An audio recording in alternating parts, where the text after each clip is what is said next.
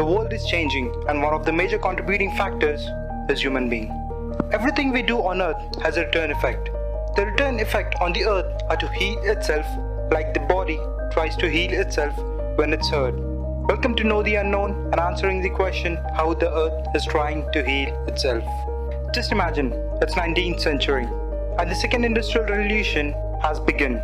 Direct current was supplying the electricity to every household. The current could not be transmitted to a long distance, so the power plant had to be placed within every 2-mile radius. You can't make an omelette without breaking some eggs. It was the beginning of the pollution. Thanks to Nikola Tesla, he invented the alternating current, which we are using now. Else the earth would have been toasted to a pitch black and would have been living with a mask on our face. There is a very peculiar thing about the earth. Consider earth as a living organism. The increase in pollution increases the earth's core temperature, creating a knock-on effect. To reduce the temperature, the earth melts its ice, absorbing the heat. The melting of the ice increases the sea level, reflecting more sunlight so that the light does not get trapped in the atmosphere and supports the life for more phytoplankton. Phytoplanktons absorb carbon dioxide and release oxygen, which in turn cools the Earth's average temperature. This knock-on effect is what's trying to keep us alive. Many such knock-on effects are going on, but there is a problem with this effect that everything needs to be in balance. Nowadays, nature cannot keep up with the rate of pollution, which in turn increases the average Earth's temperature, putting marine life like phytoplankton and coral reefs in danger. Phytoplankton and coral reef are known as the lungs of the Earth. If air pollution is not controlled by 2050, the air will become so poisonous that it will be necessary to use an oxygen kit to breathe easily. This is not one such documentary where people will tell you what is wrong. I think everyone knows what is wrong. But what is the solution? Everyone knows the solution is to move to a more sustainable source of energy, like solar, wind, etc. But what if the solution is more than that? Coal is responsible for 46% of carbon dioxide emissions worldwide and accounts for 72% of the total greenhouse gas emissions from the electricity sector.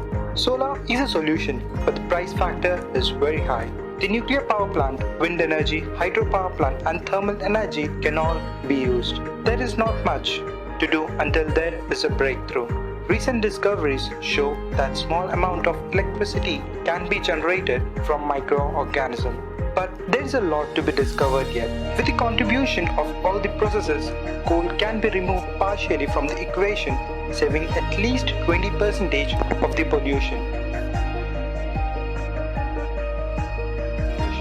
Food is never just food when it comes to meat. It may be noted that emission from livestock, mainly from cows and sheep, make nearly 15% of the global emission.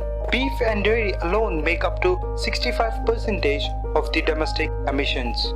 This is noted. Pollution will increase over time as the production ramps up. So, what is the solution? Cultured meat. It is a meat that is made in a lab instead of slaughtered animals.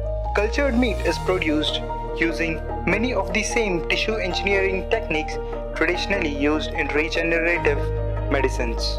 It is just like making clones of cell which we can eat. The question is, are they safe? As of now, there doesn't seem to be any evidence that lab-grown meat is damaging to human health compared to conventional meat. And in fact, the risk of diseases is likely to be lower under sterile lab conditions. With the latest technology, laboratory-made milk, which tastes the same, looks the same, and affects the same, but has more nutritional value than regular milk. From regular milk from animals, because it comes from fermented yeast, whey, and casein. The food industry altogether can save about 10 to 12% of the total greenhouse pollution. Just imagine, it's 2060.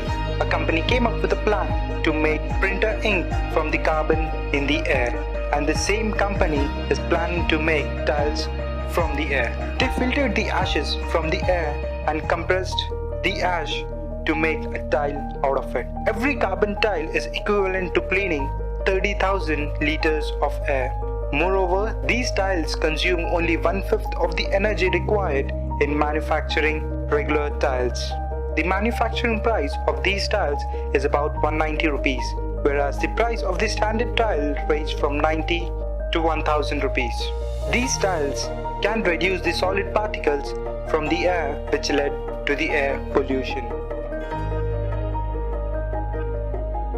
Phytoplankton and coral reef can help us reduce carbon pollutants in the air and produce more oxygen.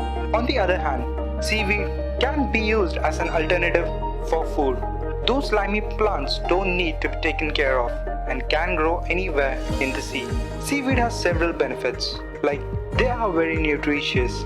Take it as a free source of vitamins and minerals such as vitamin K, B vitamins, zinc, iron, along with antioxidants. They are used to make biofuels, animal feed, fish feed, natural fertilizers, etc. Well, the list goes on. Enhancing the growth of phytoplankton, coral reef, and seaweed itself can reduce the carbon and improve the growth of oxygen. Seaweed will also help with pollution due to the agriculture, and it will be a healthy diet. Leaping for a change can be difficult. Taking a step at a time can be a resourceful change, which in the end game can save the planet so that the next generation can live. We can start supporting the carbon-based tiles, followed by having lab-made and milk. In the meantime, enhancing the growth of phytoplankton, coral reef, and seaweed, and reducing the usage of coal. If you're still watching this documentary, you have reached the end. Share this video so that everyone knows the latest discoveries going on in the world that can potentially save the earth. As always, I'm Harish Ankadala signing off, and see you in the next one.